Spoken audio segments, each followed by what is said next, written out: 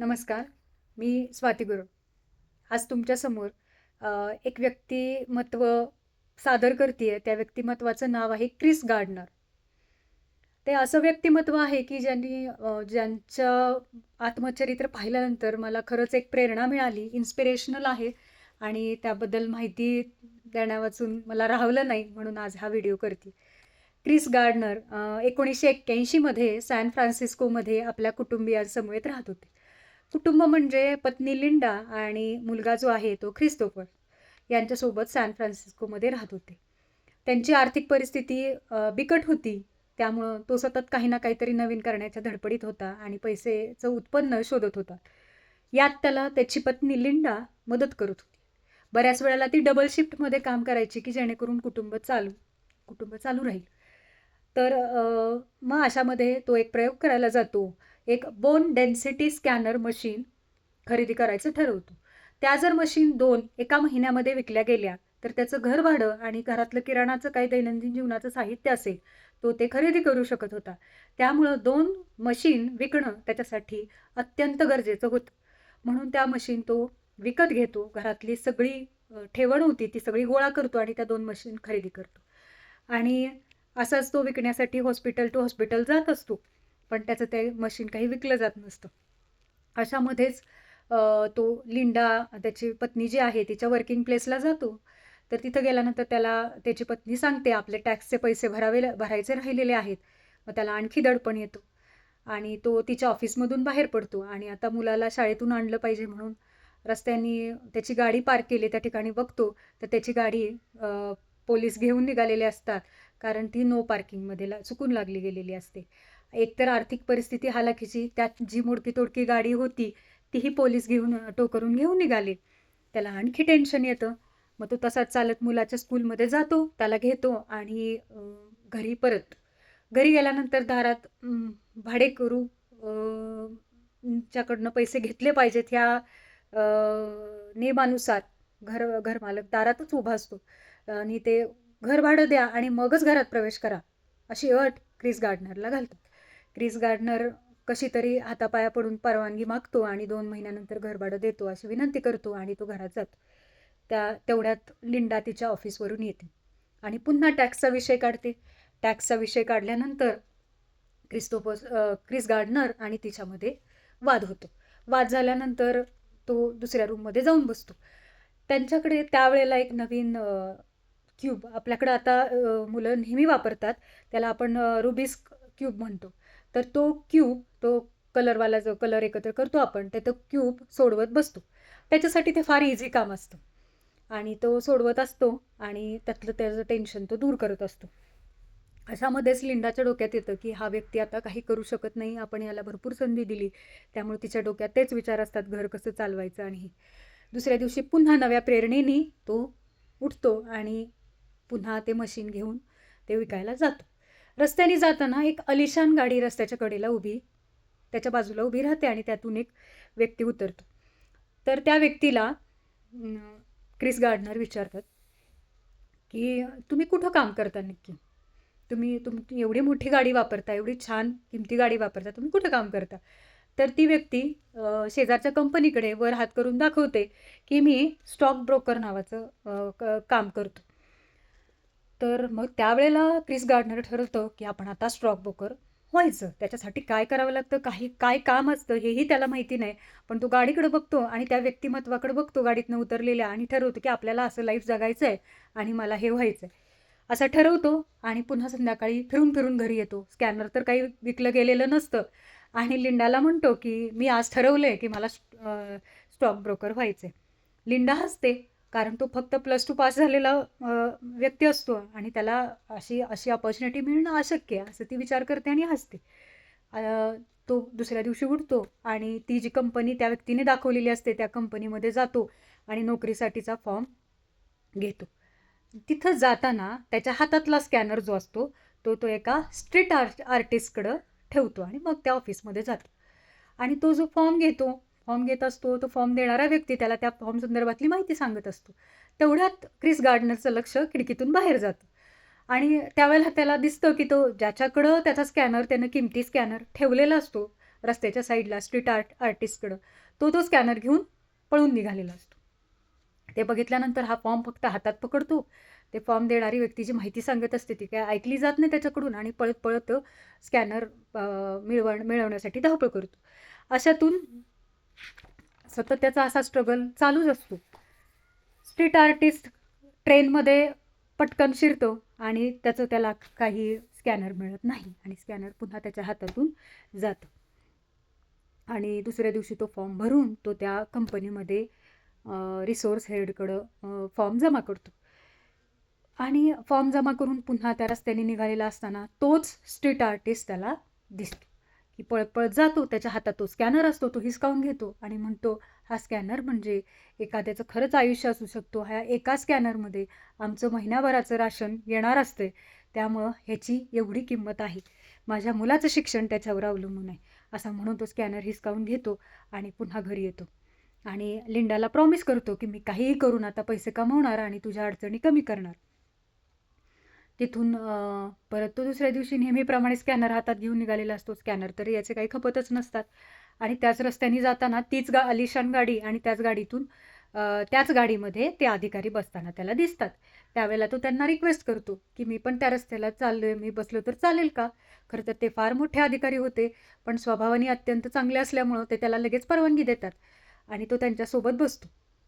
योगायोगाने ह्याला तो रुबिक्स क्यूब जो सोडवायला इझी असतो, तो रुबिक्स क्यूब ते अधिकारी त्या गाडीमध्ये सोडवत असतात, पण त्यांना ते काही जमत नसतं.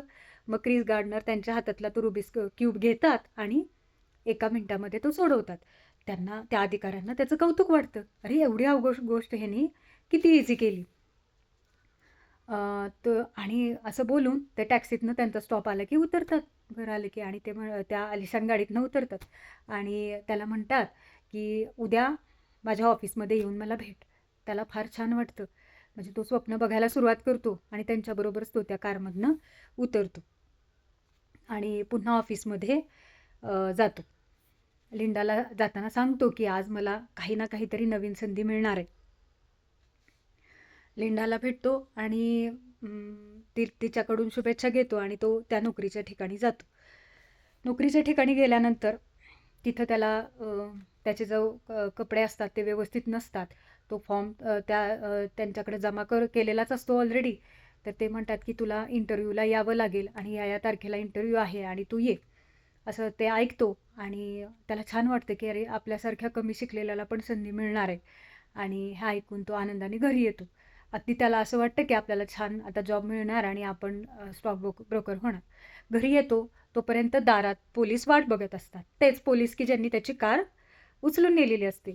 तर ते त्या नो पार्किंगचं चलन भरायला सांगतात आणि पोलीस स्टेशनला त्यांना घेऊन जातात. पोलीस स्टेशनला गेल्यानंतर त्याला पोलीस कस्टडीमध्ये ठेवतात आणि चलन व्हेरीफाय करायला सांगतात. तर त्याच्याजवळ पैसे नसतात. मग तो लिंडाला फोन करतो आणि क्रिस्तोपसकडे लक्ष दे म्हणून सांगतो आणि लिंडा म्हणते, की मी आता क्रिस्तोपसला घेऊन तुला सोडून जाते आणि मला ह्या गोष्टी सहन होत नाहीत. असं म्हटल्यानंतर तो निराश होतो आणि पोलीस तर त्याला सांगतात, की 9:30पर्यंत चलन व्हेरीफाय झालं पाहिजे, पैसे भरले पाहिजेत. असं म्हणता त्याच्याकडे पैसे नसल्यामुळं त्याला त्या कस्टडीमध्येच थांबावं लागतं आणि दुसऱ्या दिवशी तर त्याचा 10:15 वाजता इंटरव्ह्यू असतो. रात्रभर पोलीस स्टेशनमध्ये थांबून शेवटी त्याला विनंतीमुळं इंटरव्ह्यूची विनंती करतात. इंटरव्ह्यू आहे आणि मला गेलं पाहिजे या विनंतीखातर पोलीस सोडतात आणि तो आहे त्या कपड्यावर, फाटक्या कपड्यांवर त्या कंपनीमध्ये इंटरव्ह्यूला 10:15ला पोचतो. खरं तर त्या इंटरव्ह्यू म्हणजे त्या ऑफिसमध्ये सगळ्यात वेगळं व्यक्तिमत्व म्हणजे क्रिस गार्डनर असतं. तर त्यांना बघितल्यानंतर इंटरव्ह्यू घेणारे जे ऑफिसचे मेन असतात त्या कंपनीचे, मार्टिन नाव त्यांचं, तर ते म्हणतात, की त्याचे सगळे कपडे खराब झालेत आणि हे, तर तुम्ही तुमच्याबद्दल काय सांगाल? तर त्यावेळी क्रिस गार्डनर सांगतो, मी एका छोट्या शाळेमध्ये शिकलेलो आहे, पण मी माझ्या शाळेमध्ये 12 मुलामध्ये नेहमी पहिला यायचो. हीच त्याच्याकडे सांगण्याची तेवढीच गोष्ट होती, बाकी त्याच्याकडे सांगण्यासारखं काही नव्हतं. मग पण मी एक गोष्ट करू शकतो. मला एखाद्या प्रश्नाचं उत्तर येत नाही, तर ते मी स्पष्टपणे येत नाही असं म्हणतो. पण मी ते उत्तर शोधायचा पुरेपूर प्रयत्न करत असतो आणि ते उत्तर शोधल्याशिवाय मी गप्प बसत नाही. हे माझं वैशिष्ट्य आहे. असं क्रिस गार्डनरनी कॉन्फिडेंटली त्या मार्टिनला सांगितलेलं असतं. मग त्याच्यानंतर मार्टिन त्यांना एक प्रश्न विचारतो, जर एखादा माणूस बिना शर्टचा इंटरव्ह्यूला आला तर तुम्ही त्याचं सिलेक्शन का कराल? त्याचं सिलेक्शन करायचं असेल तर का कराल त्याचं सिलेक्शन? कारण तो अशा अवतारामध्ये आलाय. यावर क्रिस गार्डनर उत्तर देतो, कदाचित त्यानं चांगली पॅन्ट घातली असेल म्हणून मी त्याला सिलेक्ट करेन. म्हणजे नकारात्मक गोष्टी पुढं आहेत तरीसुद्धा त्यातून एखादी पॉझिटिव्ह गोष्ट शोधायची आणि समोरच्याला संधी द्यायची. जर खरंच समोरचा त्या कॅलिबर प्रमाणे राहिला, वागला, तर त्याला पुढच्या संधी मिळत जातील. नाहीतर ती संधी तो गमावेल. पण त्याला पहिली संधी देणं गरजेचं आहे. यातनं कळतं आणि त्याच्या ह्या उत्तरावरून इंटरव्ह्यू घेणारे मार्टिन खुश होतात आणि त्याला ती संधी देतात. मग त्या संधीनुसार एक अट असते की 6 महिने विदाऊट पे ट्रेनिंग कंप्लीट करायचं असतं की ज्याचे पैसे त्याला मिळणार नसतात. मग आता त्याला लिंडा सोडून गेली आहे. त्याला क्रिस्टोफरला म्हणजे त्याच्या मुलाला लिंडाकडून आणायचं असतं. तर आता म्हणतो मला मुलाला तर बायकोकडनं आणायचं आहे, त्याला सांभाळायचं आहे, मग मला पैसे कमवले पाहिजेत. मग मी हे 6 महिन्याचं ट्रेनिंग विदाऊट पे कसं पूर्ण करणार? असा प्रश्न त्याच्या मनामध्ये येतो. तरीही तो हो म्हणतो. कारण त्याचं स्वप्न मोठं असतं आणि त्याला ते स्वप्न पूर्ण करण्यासाठी हे ट्रेनिंग घेणं गरजेचं असतं. अडचणींचा सामना करत तो त्या हो म्हणून पुढच्या कामाला सुरुवात करतो. पुन्हा बायकोकडं जातो. तिथून त्या मुलाला घेतो त्याच्या आणि म्हणतो मुलाला मी सांभाळतो. बायकोही टेन्शनमध्ये, पण तो ऐकायला तयार नसतो. मुलाला क्रिस्टोफरला तिच्याकडून घेतो आणि शेवटी घरी येतो. तर घरातलं सगळं सामान घरमालकांनी बाहेर काढलेलं असतं. ते सामान घेऊन एका हॉटेलमध्ये राहायला जातो. हॉटेलमध्ये गेल्यानंतर तिथं काय थोडंफार त्याच्याकडचे पैसे होते बॅलन्समधले तो देतो आणि तिथं राहतो. तिथूनच मुलाला शाळेला सोडायला जात असतो आणि दुसऱ्या दिवशीपासून त्याचं ट्रेनिंग स्टार्ट होतं. खरं तर त्याला चांगले कपडेही घालायला नसतात. एका कापडाचा जे काही जोड असतो त्याच्यावरनं तो ते सगळं रेग्युलर रुटीन चालू ठेवतो. आणि त्यातून पण एक दिवशी असाच मुलाला शाळेतनं घेतो आणि परत हॉटेलच्या रूमपर्यंत जातो. तर तिथंही त्याचं सामान बाहेर काढलेलं दिसतं. कारण त्यानं जेवणाचे खाण्याचे पैसे दिलेले नसतात. आता परत प्रश्न त्याला पडतो की आता कुठं जायचं? म्हणून तो रेल्वे स्टेशनला जातो. रेल्वे स्टेशनमध्ये एक रात्र काढतो. पण तिथंही त्याला हाकलतात की इथं थांबायचं नाही. मग आता त्याला प्रश्न पडतो. म्हणून मग तो काय करतो? मुलाला एक गोष्ट सांगतो, बाळा हे स्कॅनर जे आहे ना, हे टाईम मशीन आहे आणि ह्या टाईम मशीनमधून आपण डायनासोरच्या जगामध्ये जातो असं त्याला सांगत असतो. आणि त्याला एक समोर जे टॉयलेट असतं ते डायनासोरचं मशीन आहे असं खेळवत खेळवत त्या टॉयलेटमध्ये नेतो. मुलगा झोपेला आलेला असतो आणि त्या टॉयलेटवर एक कागद अंथरतो आणि अक्षरशः क्रिस गार्डनर त्या कागदावर बसतो, मुलाला मांडीवर घेतो, त्या टॉयलेटचं दार झाकतो आणि तिथं रात्र काढतो. त्याच्या डोळ्यातून अश्रूंच्या धारा येत असतात की अशी वेळ कुणावरही यायला नको आणि इतके वाईट दिवस माझ्या मुलाच्या आयुष्यात परत आले नाही पाहिजेत. असे करून तो रात्र तिथं काढतो आणि दुसऱ्या दिवशी मुलाला शाळेत सोडून, खायला घालून मुलाला शाळेत सोडून पुन्हा ट्रेनिंगला जातो. ट्रेनिंगला गेल्यानंतर तिथं ट्रेनिंग करून त्याला काम करायचं असतं दुसरं. तर अशा वेळेला ट्रेनिंगमधला वेळ पाणी प्यायला घालवत नाही. का तर पाणी पिल्यानंतर वॉशरूमला लागेल. ट्रेनिंग 6 तासाचं पूर्णपणे कंप्लीट केलंच पाहिजे. असं करत करत तो 6 तासाचं ट्रेनिंग 4 तासात पूर्ण करून इतर ठिकाणी 2 तास नोकरीला जात होता.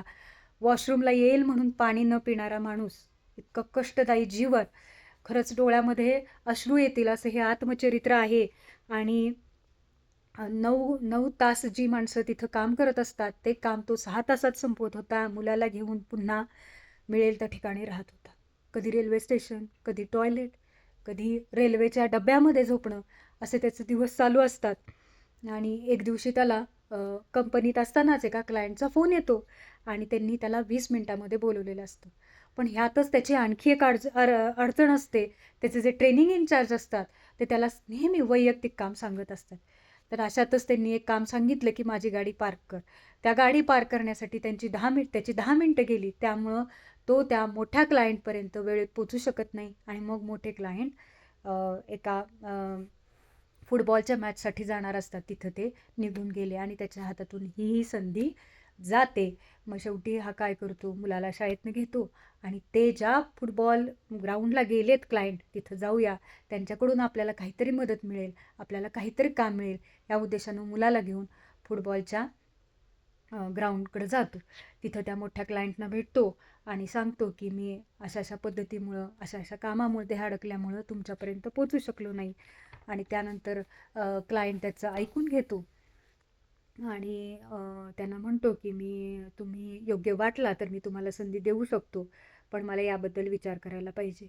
अ, असं म्हणून